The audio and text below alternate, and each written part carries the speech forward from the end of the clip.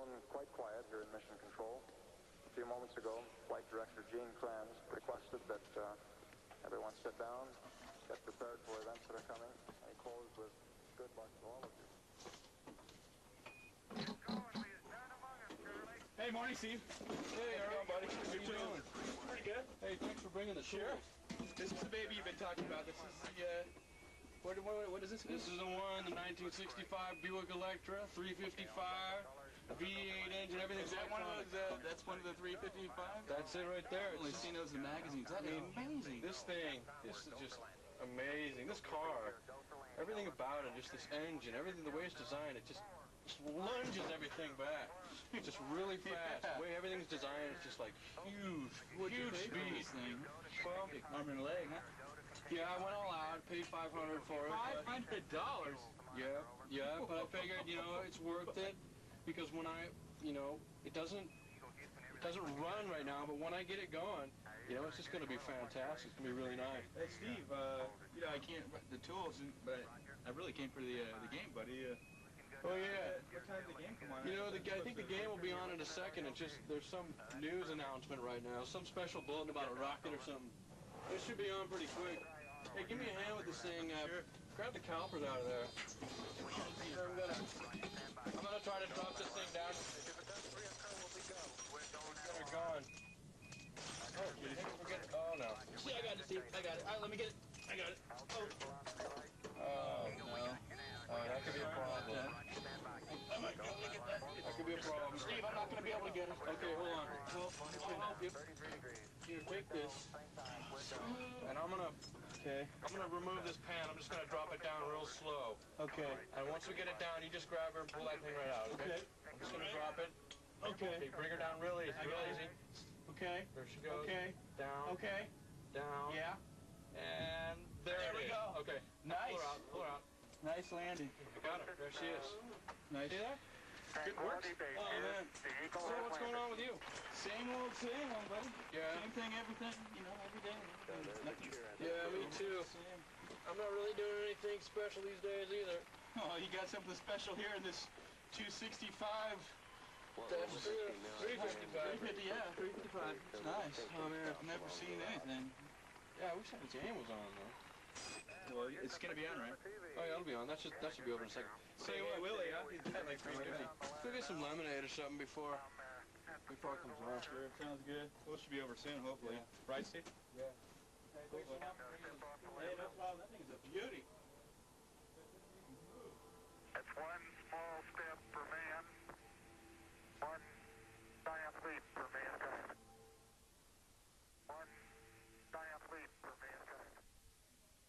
You would never miss something really big because of something really small, would you? In fact, the truth is, some of y'all were wondering about the car like that you had back in that day, right? Anybody have a car like that? No, don't.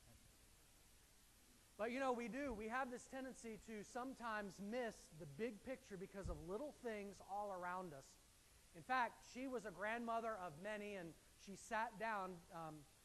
Don't forget, you know, she was doing her Christmas cards. There's just a little more than a month to do your Christmas shopping, so if you haven't started, you may want to get on that.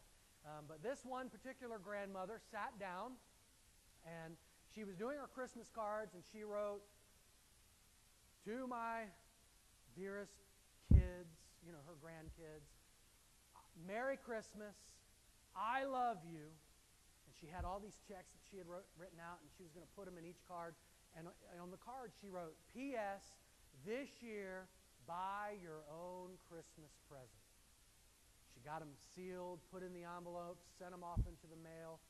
Well, about the middle of January, she was cleaning out her desk, and lo and behold, she stumbled across all of the checks that were supposed to go into the cards that went out. And you can imagine the surprise of the grandkids who thought when they got their card from Grandma, "This is it. This is what I've been waiting for. Dear honey, Merry Christmas. I love you." And with no check inside, "P.S. Buy your own gift this Christmas."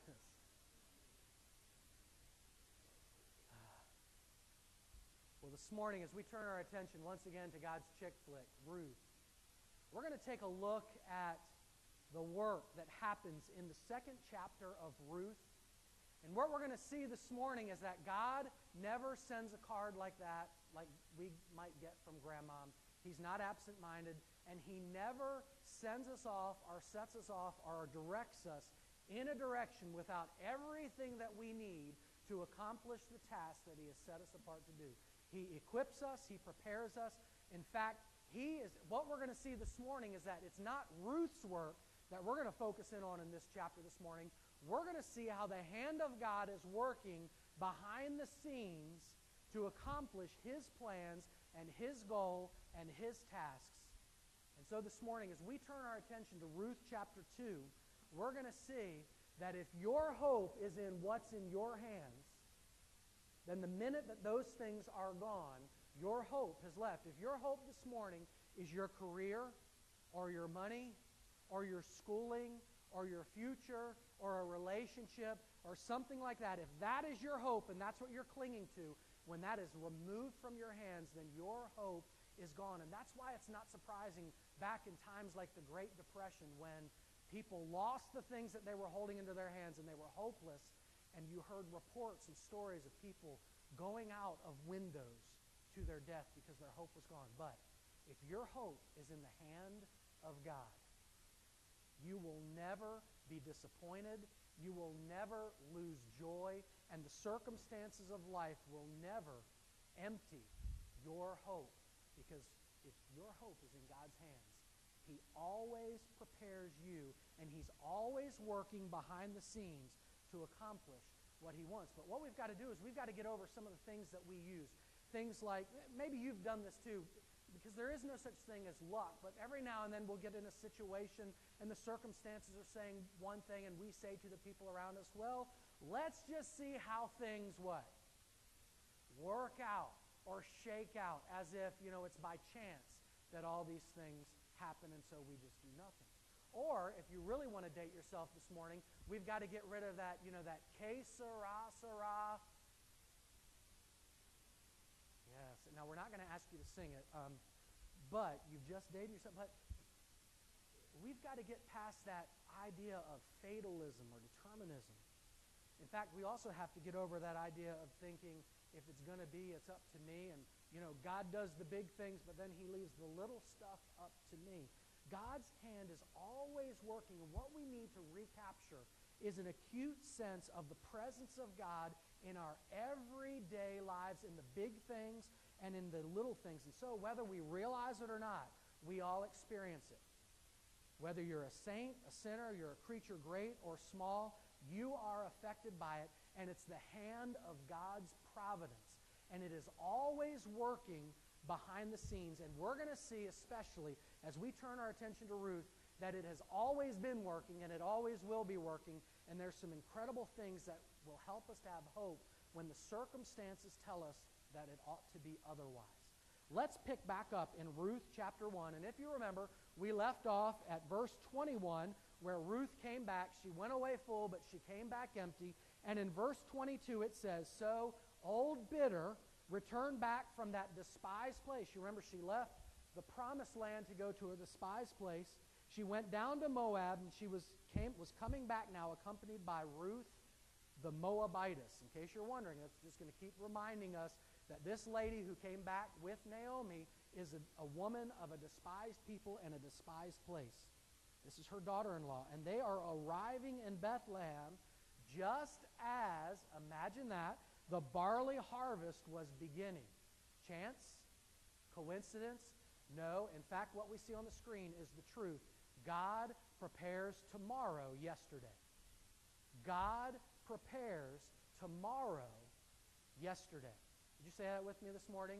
God prepares tomorrow yesterday. And that's what we're going to see throughout this whole story, is that God is actively preparing tomorrow, and He's already done it. He's already there. Watch how it unfolds. Look at verse 1 of chapter 2. Now Naomi happened to have a relative on her husband's side. Chance? Circumstance? Fate? No. from the clan of Elimelech, and he was a man of standing or a man of honor or maybe even like a warrior. He was somebody distinguished and respected. And his name was Boaz, which means son of strength or man of strength.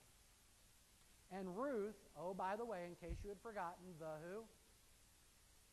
Moabitess said to old Naomi, hey, let me go out to the fields and pick up the leftover grain behind anyone in whose eyes I find favor. In fact, what she was doing is somehow she had come to trust God, and she knew enough of the law to know that there were provisions for somebody like her who was a foreigner, who was destitute, who had nothing, to be able to come into the land and find leftovers made readily available for her. And so Naomi said to her, well, go ahead, my daughter. And so she went out and began to glean or to pick up in the fields behind the harvesters. Now watch this next little phrase. As it turned out. You should underline that. Here's what that literally means. She happened to happen upon, by chance, by fate, by luck? No. She happened to happen upon a field that she found herself working in, and oh, by the way, it just happened to be the field of who? Boaz, who, by the way, in case you had forgotten, was from the clan of Elimelech. God is stitching together all of the pieces of the story, and his hand is working behind the scenes, maneuvering so that his plan will come about. Verse 4, underline it. First two words. We're just going to tell the story from this point on. Just then, by chance, by coincidence, fate, was it fate that drew them together? It was the hand of God moving. Just then, Boaz arrived from Bethlehem and greeted the harvesters. The Lord be with you. In other words, be at complete peace with every fiber of your being and have the shalom that is available for you because God is peace. And so they called back, the Lord bless you. And so Boaz, whoa, he had his eyes drawn to this woman, and he asked his foreman, he said, hey, whose young woman is that? Or where does that woman fit in all of the big scheme of things? Who is she? Well, the foreman replied, well, Boaz, she's that Moabitess who came back from Moab. That kind of makes sense, doesn't it? With Naomi. And she said to us, please let me pick up and gather among the sheaves behind the harvesters.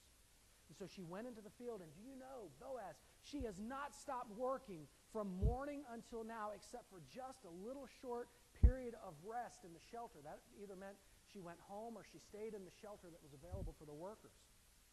So Boaz said, hey, come over here, young lady, my daughter.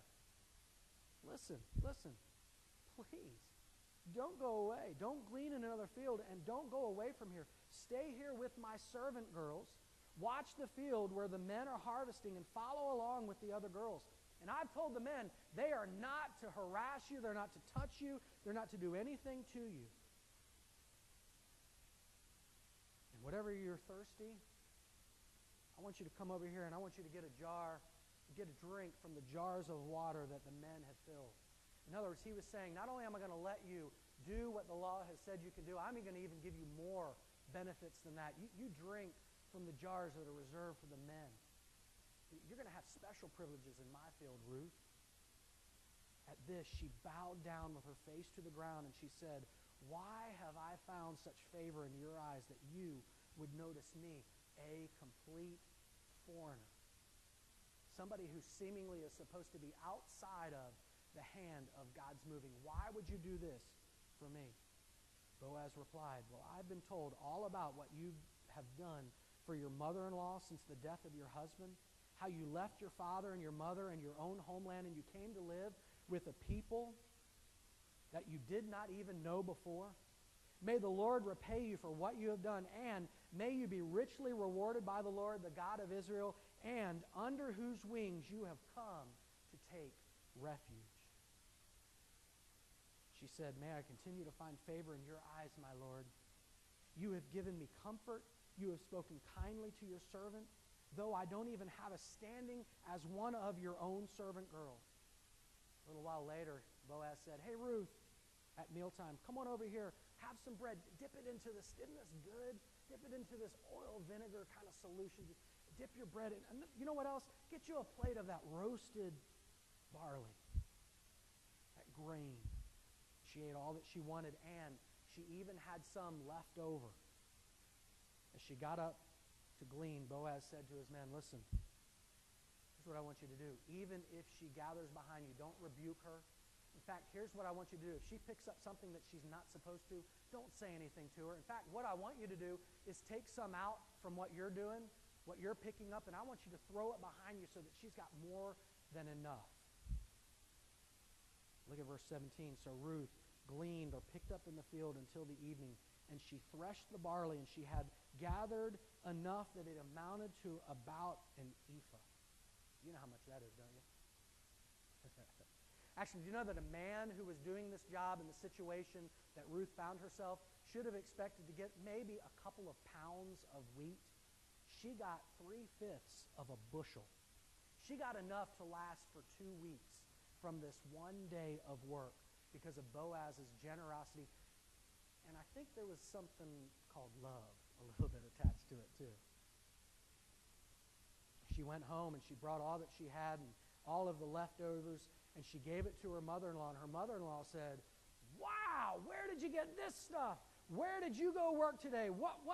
Blessed be the man who has taken notice of you.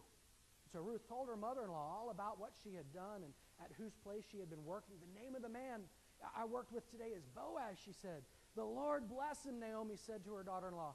He, probably meaning God, has not stopped showing his kindness to the living and the dead. And she added, that man Boaz is our close relative. Do you know that he is one of our kinsman redeemers? He's one that could rescue you, Ruth. So Ruth the Moabitess, in case you had forgotten where she was from, said, he even said to me, stay with my workers until they finish all of the harvesting of the grain. And so Naomi said, I think you ought to go back there tomorrow. That's kind of paraphrased, but that's what she means. You need to go back. It would be good for you, my daughter, to go back with his girls, because in somebody else's field you might be harmed and you might not get this kind of turnout. So Ruth stayed close to the servant girls of Boaz to glean or to pick up until all of the barley and the wheat were finished, and she lived with her mother-in-law. Well, what in the world does this chapter that I've just walked you through, what does it have to do with God preparing tomorrow yesterday? Well, let's take a look. I want you to notice 3 things this morning, 3 things about how God was preparing the tomorrow yesterday in this story. And I want you to see how he continues to accomplish this. Among other things, these are 3 that stand out. And the first one is this, is that God is working to prepare tomorrow yesterday through the circumstances of your life. God is preparing your tomorrow yesterday through circumstances of your own life. You know, there's no such thing as luck for the believer. There's no such thing as chance. There's no such thing as fate or accident. Those are words that you ought to just strike out of your vocabulary. Now, this does not remove our responsibility, and it doesn't legitimize whatever it is that we want to do. In fact, the truth is sometimes God is moving and working in spite of the choices that we make as sheep. But in this story, we see that God used 2 circumstances. One, a famine. He sent this famine. You remember that famine was sent to bring God's people to their knees so that they would cry out. The truth is, my guess is that this guy like Boaz crying out that God would remove this famine, and at the right time he would bring this harvest. And sure enough, God removed that famine, and we saw in chapter 1 that Naomi saw from afar that God was doing something, and that was what prompted her to go back. And she came back, oh, by the way, at just the right time when the harvesting was happening. In other words, God had put into place some circumstances that were prepared specifically for Naomi and Ruth's situation. It was all in God's timing, which is always perfect timing. But I also want you to notice that not only did he use a famine as circumstances of life, he used family. You know, the truth is, some of you wish you could choose your own family, but you can't. You can change your name. Ladies, you thought changing your last name would get, that would help you to get rid of that, all those people in the closet that you don't want anybody to know about. But you can't change your name, and by changing your name doesn't remove all the people in your family. I can't change my name to Ocho Cinco or something like that. And all of a sudden not be related to Michael, my son, or Zachary, my other son. I can't just, pretend that those things aren't there. No matter what I do, I will always be related to my parents and all the other family that I don't want you to even know about. It's kind of like that bumper sticker. Maybe you've seen it. God made us sisters, but Prozac made us friends. Even if you change your name, God has still put your family in place. In fact, not too long ago, I was talking to some of my family members, and I've shared this with other people too, because normally when you strip away the things that are kind of lying in the heart, what it really boils down to is, and this is what I shared to two of my family members, I said, you know what, your issue is not with your family. It's not with mom and it's not with dad. It's not with brothers and sisters and aunts and uncles and cousins and all of those things, and husbands and all of those things. If you really strip it back, your issue ultimately is with God who has placed you in this family. Because here's why. In a card game, you don't get to say, hey, I'd like for you to stack my hand so that I will win. You get the cards that are dealt to you. God's the dealer. And we don't choose the cards that we have, but what we do choose to do is pick up the hand and play it to the glory of God. Regardless of what situations you find yourself in, God has used circumstances and family to bring you right here, and you're responsible now for the cards that are in your hand and how you will play them, and if you will play them for His glory and for His name. And so one of the things that God is doing to prepare your tomorrow yesterday is through these kind of circumstances in life. But He also uses those people who play their cards well. God also uses or works through faithful people. Now, truthfully, God works through all people, but there's something about faithful people. Here was a man named Boaz playing his cards to the glory of God. I mean, just look at this. From the very beginning, we find out that Boaz was a man of what? Standing. He was a man of stature. Why? Not just because he owned a home and fields. I think of because he didn't put God on the sideline of his life. God was at the center. When he came out to the field, he greeted them. Hey, the Lord bless you. Be at peace with God. And they called back to him. But look at verse 12. He also cooperated with what God was doing. He said, Ruth, may the Lord repay you for what you have done. May you be richly rewarded by the Lord, the God of Israel, under whose wings you have come to take refuge. That is such a pregnant phrase. That is a phrase that is so right. Taking refuge under the wings of our Savior. You know what that points to? In the Holy of Holies, the cherubim's wings would overshadow the mercy seat, and that was the place under the complete safety and protection of God Almighty. And so that no matter what happened on the outside, and no matter what circumstances of life came about, there was protection under the wings of the God of Israel. That protection is available for you too. And sometimes He uses faithful men to divvy out that protection. That's what Boaz does. In fact, do you know that Boaz was just being faithful not only to the God who was center of his life, but the God who was directing his life? Because these were provisions in the law. Boaz knew the law too, and he was cooperating with God. A lot of people didn't cooperate.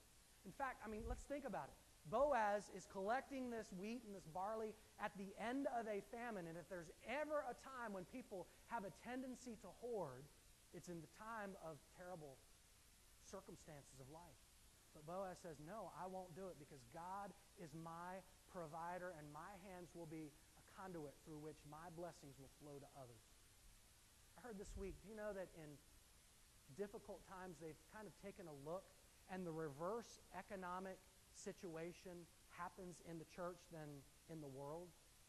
Here's what I mean. In difficult times, you would expect people to pull back.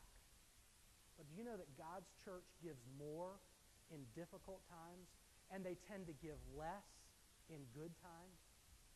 I think sometimes He needs to bring us to difficult, tough times so that we will really begin to trust Him and quit hoarding the things that He's putting in our hands.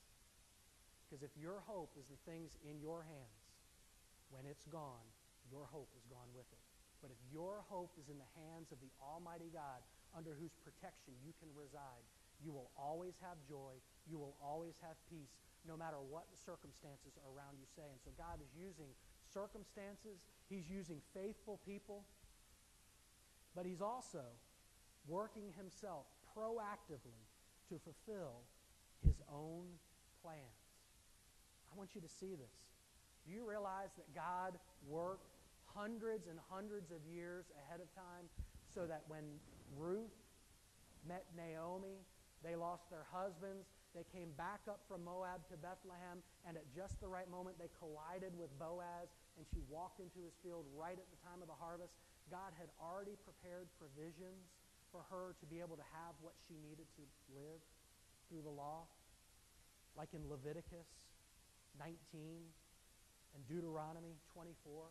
God already in His law made provisions for Ruth as she trusted Him to get exactly what she needed. Some of you are worried because you don't know what tomorrow is going to have for you. You know God is already working ahead of time to meet your needs. And you know when He did it? Yesterday. But you know what else I want you to see this morning? God is working proactively to fulfill His plans because this is more than just a story about Ruth and Boaz and their love. This is a story about God's love for you. Do you know that He is fulfilling prophecies in this little book that aren't even yet given? Do you recognize that? You know, we're coming close to the time of Christmas where, it's everything Jesus and in the manger. And where was that city that manger was located? Where was it? All right, because the prophecy some 800 years before Jesus came to Bethlehem was, out of you, Bethlehem, though you are insignificant and little, one will rise who will be an eternal king. Do you realize that Ruth and God is my king made a misstep and went down to this despised land?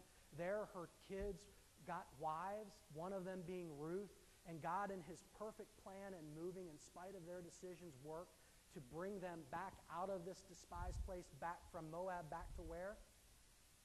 Where? Bethlehem, where Ruth collided with this guy named Boaz, who happened to be in the family by chance, by fate, by luck, by God's hand moving. And do you know, from Ruth and Boaz in this love story came Obed and Jesse and David and later Jesus. Out of Bethlehem the Messiah came. God fulfilled prophecy before He ever even gave it. You know why? Because He prepares tomorrow yesterday. Because He's not bound by time and He sees a much bigger picture than you or I have the luxury of seeing. So how can this land in your life? Can I ask you a question? How is God using your todays for His plans tomorrow? What is God doing right now in your today that you're kind of getting caught up in the circumstances and the events and the things, but you're missing out on a bigger picture? What is it that God might be doing in your todays that might be a part of His plans tomorrow? Maybe it's with your kids or your grandkids or the blessings that God has literally put in your hands. What can we do? Well, the first one, to really see this play out in our lives, the first is this. I think we need to trust God completely. Trust God completely. Do you think you can run your life better than God? Do you think that this God who is working out from the beginning of time, the coming of His Son, and all of the events in between, do you think that He can't control your life better than you? Would you trust God completely? Isn't this what Paul meant in Philippians 1:6? Being confident of this, that He who began a good what? Work in you will carry it on to completion until the day of Christ Jesus. And didn't he just elaborate in Romans 8:28? And we know that in all things God what? Is working for the good of those who love Him, who have been called according to His purposes. God's hand is always at work behind the scenes, whether you see it or not. The question is, will you trust Him completely? Are you worried? Are you caught up about the economy or the election or some other thing? Let me ask you to do this. If that's where you are and you're kind of having a struggle of going forward and trusting God, this week, would you be willing to just go outside and lay down on the ground at night when the sky is clear and start counting the stars? And when you get to a number that exhausts your numbers, would you then stop and recognize that there's probably that many more stars to infinity that God has numbered, and not only numbered, but named? That's how big our God is. He is one that you can trust. Would you trust him to be the work and the power behind your life? And then because of who he is, would you live your life boldly? Isn't that what Ruth did? You know, she could have sat in the home with Naomi, old bitter, and commiserated in their misery. But she said, you know what, I'm going to trust God. And I'm going to move. I'm not going to presume on God. I'm going to be active today, and I'm going to move, and I'm going to trust that he's going to direct my paths in my life. You know, isn't it amazing, except for pets? Have you ever seen an animal therapist? Only those animals that we've domesticated and kind of made more like us than animals. They've got therapists, right? You ever seen a bird just sitting in its nest, wringing its wings? Oh, I don't know if I can get up this morning. I don't know if there will be a worm for me today. I'm just going to roll over and go back to sleep. I can't get out of the nest today. Would you live life boldly under the wing of the Almighty God? Would you dare to dream that God could do more than you could ever imagine through you? Regardless of what the circumstances around you are saying, would you just dare this morning to dream that God is capable of doing so much more than you could ever imagine and think possible? You know, the truth is, I don't know how old you are, but I'm 40, a young 40. You get 1 year to be the age that you are. I believe you ought to live it up. You ought to live it to the fullest, to the glory of the God who gave you the gift of this year, or this day, or this week. Would you live life boldly? And then would you see God's hand in every moment of your life? God doesn't say don't have plans. What he says is, while we make the plans, he's the one who directs the paths, and he's the one whose purposes and plans come about. Listen to what Deuteronomy 3:24 says. O sovereign Lord, you have begun to show your servant your greatness and your strong hand. For what God is there in heaven or on earth who can do the deeds and the mighty works that you do? There's no one like our God. There is no one who can do the matchless, infinite things that he is capable of doing in your life. Would you see his hand moving behind the scenes, maybe even directing, guiding history because it's his story after all? Would you trust him completely?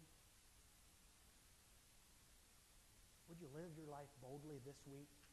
Don't let circumstances paralyze you. Let them energize you to say, I'm going to lean into you, God, and I'm going to dare to believe that you can do more than I could ever imagine.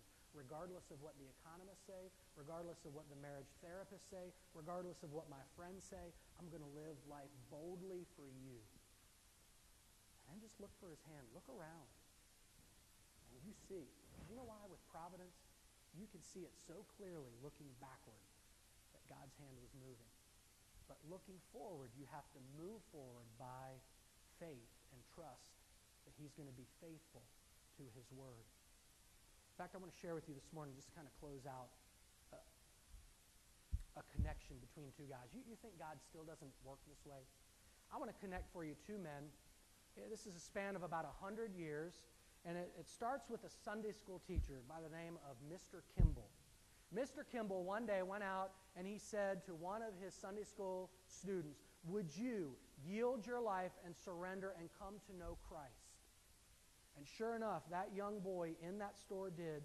That boy, by the way, his name was Dwight L. Moody, who became one of the most famous evangelists that our nation has ever known.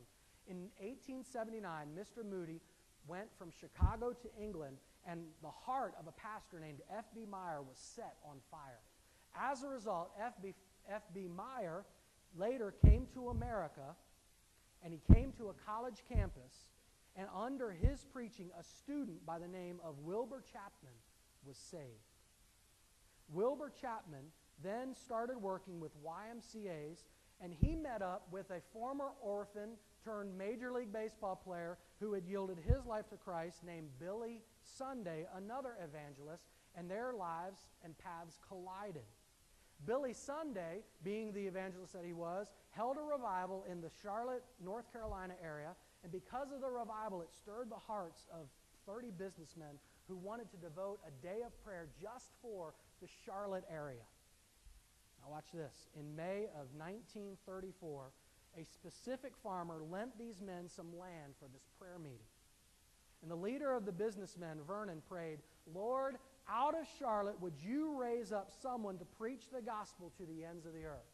You know, he wasn't caught up in the circumstances around him. He was caught up in the glory of God, which is most important. You know, by the way, I haven't shared this with you this morning, but don't you realize that I just want to, pump you up. Today is the tomorrow you worried about yesterday. Don't you realize that? Today is the tomorrow that you were worried about yesterday. Well, here you are.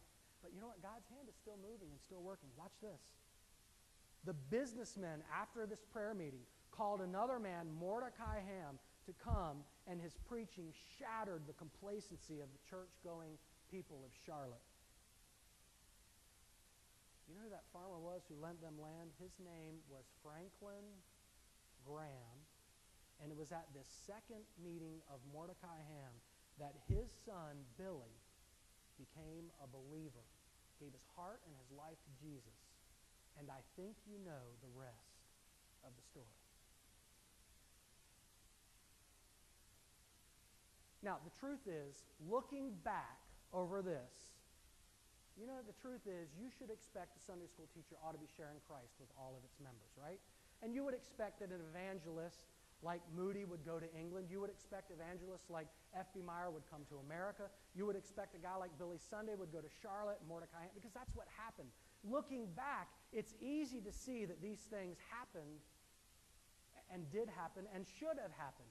But do you know that if somebody had gone to Mr. Kimball and said, "Hey, Mr. Kimball, I believe that if you were faithful enough to share with one of your Sunday school members, I think that out of him, one day, maybe 100 years later, an evangelist out of the Charlotte area would be brought up, and he would preach to the ends of the earth." You know what the odds of that happening on the front end are, the string of events?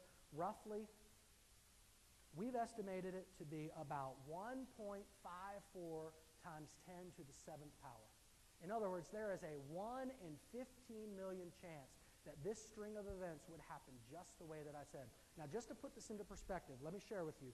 Your odds of bowling a perfect game are better than 1 in 15 million. It's 1 in 11,000. Your odds of being an astronaut are better than the string of events happening. It's 1 in 13 million. Your odds of being injured by fireworks are better. That's 1 in 19,000. Your odds of being injured while you're shaving men, 1 in 6,000. Your odds of being injured when using a chainsaw, kids, 1 in 4,000. Don't use the chainsaws. Your odds of being injured mowing the lawn, 1 in 3,000. Your odds of slipping in the bath or the shower, 1 in 2,000. Your odds of drowning in that bathtub, 1 in 685,000. Now, stay with me. Watch this. Your odds of dying from plane parts falling off of an airplane are better than the string of events that I just shared with you. It's 1 in 10 million. You ever heard of that happening?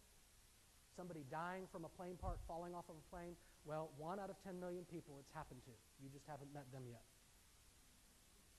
Your odds, now, truthfully, your odds of being attacked by a mountain lion in California, 1 in 32 million. It's greater. But here's the point. If we were to say to Mr. Kimball, I believe this could happen, it would be like taking 15 million pennies, putting it in that room, and Mr. Kimball pulling the one blue-colored penny out of the mix. Looking back, we should expect most of those events to happen. Looking forward, it's only the hand of God putting together the events of this world in just the right way. You know why? Because if we were to ask God God, what are the odds of Mr. Kimball and Mr. Graham being connected? He would say 1, because it's my plan. If we were to say, God, what are the odds of you using a church like First Baptist Church to turn east and upside down? 1, because that's my plan for First Baptist Church. What are the odds? God would always say, you know what? If it's my plan, it's 1. Because it's the perfect plan. Because God is preparing tomorrow, and he did it yesterday. Sometimes he uses circumstances. Sometimes he uses faithful people, but he is always proactively moving. You'll never hear God say, whoops, or I didn't know that, or man, I wish I had seen that coming. He is not reacting. He's proactively directing the course of time because it's his story, and we are players in the part. Don't you think if he can fulfill prophecy that he hadn't ever even given, he can direct your life better than you're doing it right now? I do. Because God prepares for tomorrow yesterday. We don't need to worry.